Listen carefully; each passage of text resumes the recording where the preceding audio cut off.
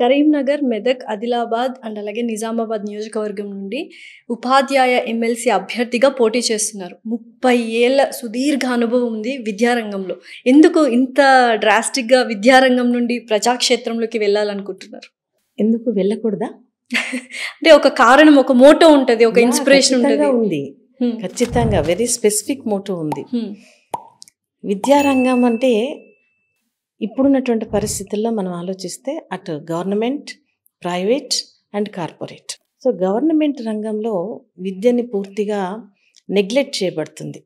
అలాంటి పరిస్థితుల్ని దగ్గరుండి చూశాను, అలాంటి జర్నీ కూడా చేశాను.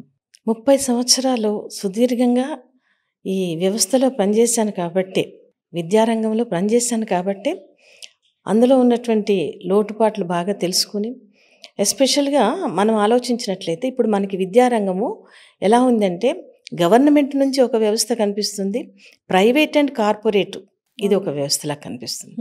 సో గవర్నమెంట్ వ్యవస్థలో చాలా నిరాదరణ అండ్ నెగ్లిజెన్స్కి గురవుతుంది ఎడ్యుకేషన్.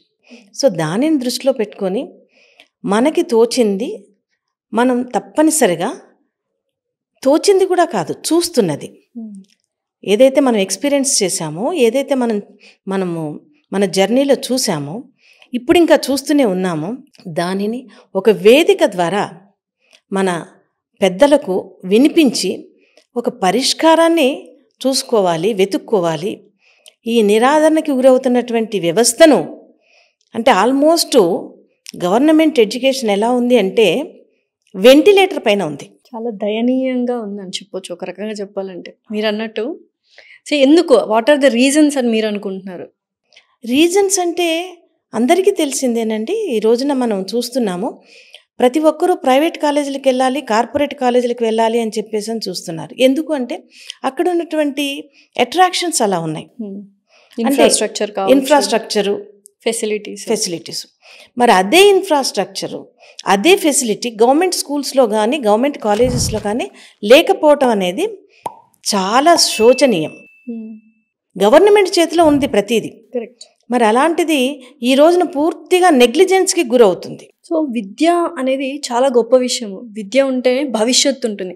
ఆ విద్యని, ఆ విద్యా వ్యవస్థని ఎందుకు అంత చిన్న చూపు చూస్తుంది ప్రభుత్వం? అదే మనకు తెలియనటువంటి విషయం.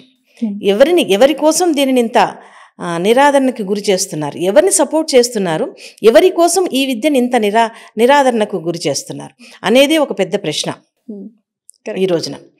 అలా చూసుకుంటూ పోతే నేను చూసినటువంటి వ్యవస్థలో, ఈ విద్యారంగంలో, ఇంటర్మీడియట్ వ్యవస్థలో పూర్తిగా కార్పొరేట్ కబలించి వేస్తుంది విద్యా వ్యవస్థని.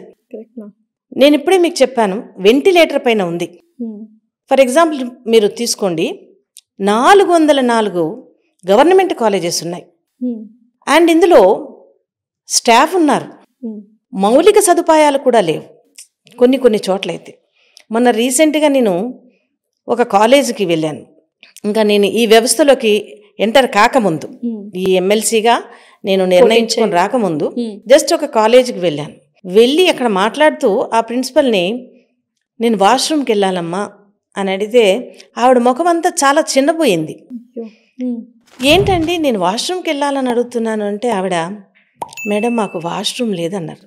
సరే స్టాఫ్కి లేకపోయింది, స్టూడెంట్స్ కన్నా ఉండుంటుంది కదా, అక్కడ వెళ్తాను. అది సారీ మేడం, మేము పెట్రోల్ బంకుకి వెళ్తున్నాము, అక్కడ పెట్రోల్ బంక్లో టాయిలెట్స్ ఉంటాయి కదా, మనం అక్కడికి వెళ్ళి యూజ్ చేస్తున్నాము, మాకు కూడా కడతామని చెప్పి అంటున్నారు అని అన్నప్పుడు ఎటుపోతుంది ఈ వ్యవస్థ అనిపించింది. Girls students, especially girls college, ఎక్కడైతే మనం అనుకుంటామో మంచి వ్యవస్థ ఉండాలి అని, ఒక పక్కనేమో బేటీకో బచావో బేటీకో పడావో అంటున్నారు. ఎక్కడ పడాయిస్తున్నారు? సో కాలేజ్ యాజమాన్యం యొక్క నిర్లక్ష్యం కూడా ఉందంటారు. యాజమాన్యంకి సంబంధించింది కాదు, అది government college. Okay, that is a government college, right on the road. ఈ పరిస్థితులను ఎదుర్కొంటున్నారు గవర్నమెంట్ కాలేజ్. గర్ల్స్ కాలేజ్లో వాష్రూమ్ లేకపోవడం అనేది నిజంగానే అసలు ఎదుర్కొంటున్నారు, ఈ వ్యవస్థ ఎదుర్కొంటుంది. మరి ఈ పరిస్థితుల్లో మనకి ఒక సామాజిక బాధ్యత ఉంది. ఆ వ్యవస్థలో పనిచేశాను 30 సంవత్సరాలు. ప్రొలాంగ్డ్ జర్నీ, ఎంతోమందిని చూశాను. కాబట్టి నా వంతుగా నేను చేయాలి అనుకున్నది చేయటానికి నాకు ఒక వెన్యూ కావాలి. నాకు నేనుగా ప్రశ్నిస్తే జరగవు, నాకు నేనుగా వెళ్ళి ఇది కావాలండి అంటే ఇవ్వరు. కాబట్టి నాకు ఒక వెన్యూ కావాలి వ్యవస్థని బాగుపరచుకోవటానికి. అందుకని నేను మీరు అడిగిన ప్రశ్నకు సమాధానం చెప్తున్నాను. దానికోసంగా వచ్చాను. ఈ టీచర్స్ ఎమ్మెల్సీగా వెళ్ళి ఏదో ఖచ్చితంగా చెయ్యాలి అనుకున్నవి నిర్దిష్టమైనటువంటి అభిప్రాయాలు ఉన్నాయి నాకు, వాటిని ముందుకు తీసుకెళ్ళాలి అని. ఓకే. బట్ చాలా వరకు చాలామంది చాలా సందర్భాల్లో వాడిన మాటే నేను కూడా వాడుతున్నాను. Sorry if I wrongly pronounce it. కుళ్ళిపోయిన వ్యవస్థను రాజకీయాల ద్వారా మార్చేంత అంటే అతిశయోక్తి అనిపిస్తుంది మ్యామ్. ఇది జరుగుతుందంటారా మీరు అనుకున్నది? అసలు ఈ ఎమ్మెల్సీ వ్యవస్థ రాజకీయ వ్యవస్థ కానే కాదండి. వ్యవస్థ అనేది రాజకీయాలకు అతీతం. ఇది మీరు అనేది ఏ ఎమ్మెల్యేలో వాళ్ళు అది రాజకీయానికి సంబంధించింది. అందుకే అంబేద్కర్ గారు అంత గొప్ప వ్యక్తి, అంత విద్యావంతుడు, ఆయన కూడా ఓడిపోయాడు ఒక రోజున. కాబట్టి ఆయనకు ఒక ఆలోచన వచ్చింది, ఈ వ్యవస్థకి మించినటువంటిది ఇంకొక వ్యవస్థ ఉండాలి అని. అప్పుడే ఆయన ఒక అప్పర్ హౌసు, ఒక కౌన్సిల్ అనేది ఉండాలి, ఒక చెక్ అనేది ఉండాలి. బిల్ పాస్ అయిపోకుండా ఒక కౌన్సిల్ ఇక్కడ దాన్ని పాస్ చేయాలి, అక్కడైతే అప్పర్ హౌస్లోకి బిల్లు వెళ్ళాలి అనే ఒక సిస్టమ్ని ఎస్టాబ్లిష్ చేసి ప్రశ్నించటం కోసమే ఈ వ్యవస్థను పెట్టారు. ఇది రాజకీయ వ్యవస్థ కాదు, విద్యావంతుల వ్యవస్థ. ప్రశ్నించినంత మాత్రాన అన్నీ చక్కబడతాయని మీరు అనుకుంటున్నారు? మీరు ఏదైతే అనుకుంటున్నారో ఎమ్మెల్సీగా గెలిచిన తర్వాత అవన్నీ కార్యాచరణలో మొదటి కార్యాచరణ ఏంటి అంటే ఇదే చెప్తారా? ఖచ్చితంగానండి.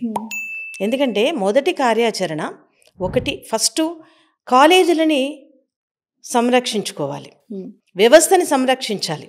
ఏ విధంగా అంటే అన్ని హంగులు గవర్నమెంట్ చేతిలో ఉన్నాయి, కావాలి అంటే చిటికలో మార్చేయొచ్చు. అయినప్పటికీ గవర్నమెంట్కి వ్యవస్థని ఎక్స్ప్లెయిన్ చేసేవాళ్ళు కూడా లేరు. గవర్నమెంట్కి ప్రతిదీ తెలియాలని లేదు, ప్రతి ఒక్కరూ అన్ని విషయాలు తెలిసి ఆ ప్లేస్లో ఉండాలని లేదు. మనము దానిని వాళ్ళ నోటీస్లోకి తీసుకెళ్ళి ఇది వ్యవస్థ ఇలా ఉంది కాబట్టి దీన్ని మనం ఎంతైనా సరే ప్రక్షాళన చేయాలి, దీన్ని సపోర్ట్ చేయాలి, దీన్ని తిరిగి పునరుద్ధరించుకోవాలి అనేటువంటి ఒక విషయాన్ని మనం ముందుకు తీసుకెళ్తే తప్పనిసరిగా పని జరుగుతుంది. డెఫినెట్లీ జరుగుతుంది, తప్పనిసరిగా. డెఫినెట్లీ. ఓకే.